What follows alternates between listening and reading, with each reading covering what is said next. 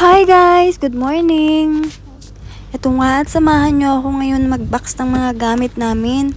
Meron na lang pala kami ilang araw dito mag-stay sa bahay namin. Binenta pala namin to kaya maninirahan muna kami sa bush. Kasi ang bibilhin lang naming bahay ay lupa lang, walang bahay. So ngayon, titira muna kami sa bush at magka-camping-camping muna kami doon. Which is gustong gusto ko ngayong mag-camping. Bumili kami ng box sa Bunnings kahapon. Dinamihan na nga pala namin para hindi na kami magpapabalik-balik doon. Syempre kung babalik-balik kami doon, sayang din yung gasolina at oras. Ang layo din kasi dito ng Bunnings sa amin. Halos 1 oras din yung biyahe. Ay nako, ilang araw na rin nga kaming nag-aayos ng mga gamit namin. Nakakapagod pero okay lang. Tara, samahan nyo ako. Ito nga, sanay naman ako dito sa pagpapak ng mga box na to. At kasi nung nasa Middle East ako, talaga naman lagi ako nagpapadala ng mga gamit sa Pinas. Uunahin ko palang i-box tong mga kitchen stuff. Easy lang to sa akin. Wala pang ilang oras to. Tapos na tong kitchen stuff na to. Kaya tara, simulan ko na. Samahan nyo ako. 3 pasada ng tape lang pala yung inilagay ko. Kasi alam nyo ba, napakamahal-mahal ng tape dito. Packaging tape, $8. Mantalang sa Middle East, nabibili ko siya ng 4 real.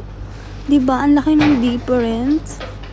Ito nga, nagkakanda. Tuwad-tuwad na ako dito sa paglalagay ng mga gamit. Okay lang mapagod, wag lang susuko. Matatapos din namin to. Yung palang jowa ko ay nag-aayos ng mga gamit niya. Ang dami-dami rin kasi niyang gamit sa sasakyan. Halos meron siya lahat. Minsan tinutulungan ko siya sa pag-aayos din ng mga gamit niya. Kaso sa halip na nakakatulong ako, parang hindi ako nakakatulong kasi hindi ko alam kung anong mga tawag. Minsan may pinakukuha siya. Alin ba? Hindi ko alam anong tawag doon. Diba? Kaya naisip ko na magbabox na lang ako ng mga gamit sa loob kaysa tulungan kita kasi nag-grumpy lang siya.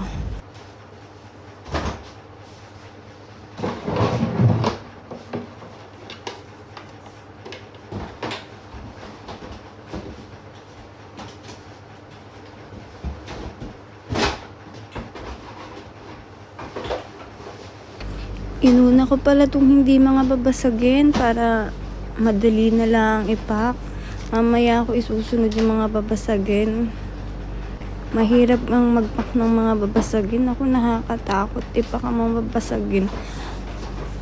Baka mga basag.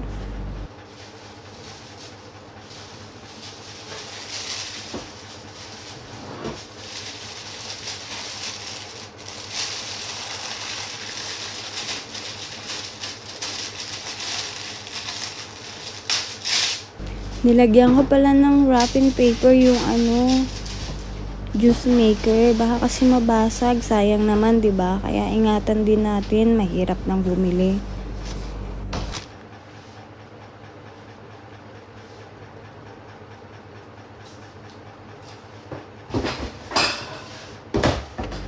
Yehey! Done na ako ng isang box. Puno na siya.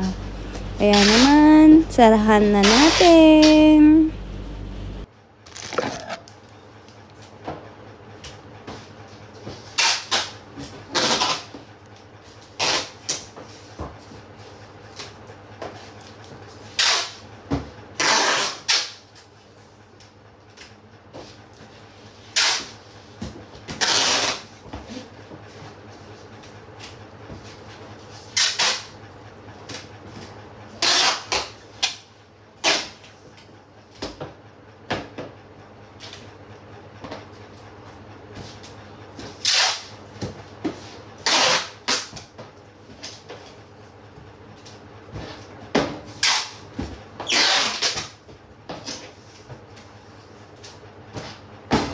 O diba, pwede nang ipadala sa Pinas, parang balikbayan box lang. Syempre, hindi pa dyan magtatapos yan. Kailangan kong isulat kung anong mga nasa loob kasi mamaya alis ako, hindi ko alam kung saan ako pupunta. Syempre, para alam niya kung anong mga nasa loob, diba?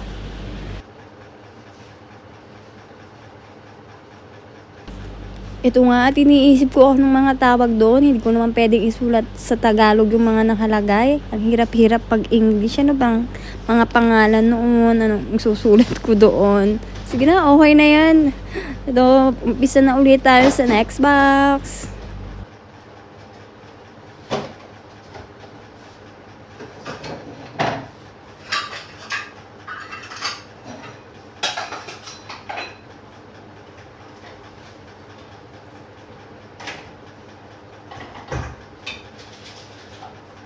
At syempre, hindi ko naman inilagay lahat sa box at nag-iwan din ako ng kailangan naming gamitin sa pagluluto. 'Di ba? Para hindi na mag-aalis-alis pa sa box kung magluluto at kung kakailanganin. Inilabas ko nga yung, isineparate ko yung mga kailangan gamitin sa pang-araw-araw.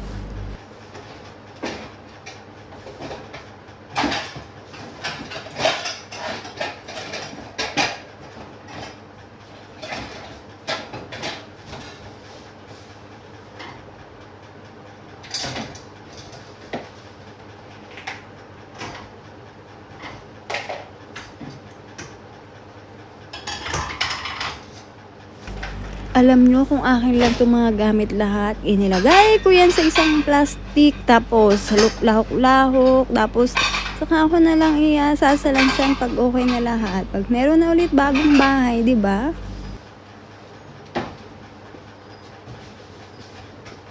Sa Middle East nga na nagtatrabaho ko doon, alam nyo ba, nakakailang lipat-lipat ako ng bahay. Pero easy lang, isang araw tapos.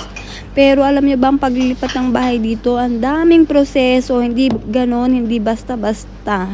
Grabe, sakit talaga sa hulo. Kaya naman, stress na talaga yung partner ko. Nakakaawa din. Ang dami mong kailangan gawin, may mga lawyer, tapos may mga inspection pa. Basta ang dami kailangan i-check, mga power pole, kailangan palitan kasi pag luma, kailangan pala mga bago. Tapos may mga sukat-sukat. Nagpalit din kami ng mga ilaw-ilaw kasi alam niyo yung pag naglagay ng ilaw ng mga bulb dito, kailangan may sukat talaga. Hindi ganun katulad sa atin, lagyan mo ng ilaw kung saan-saan. Iba talaga sa ibang bansa, guys. Ito nga, at tapos na ulit ako ng pangalawang box.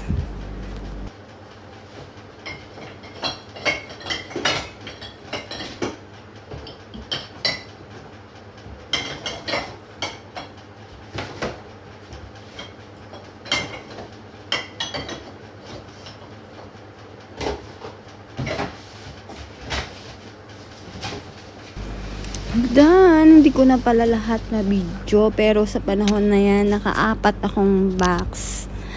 Hi, pahinga naman. Thank you for watching.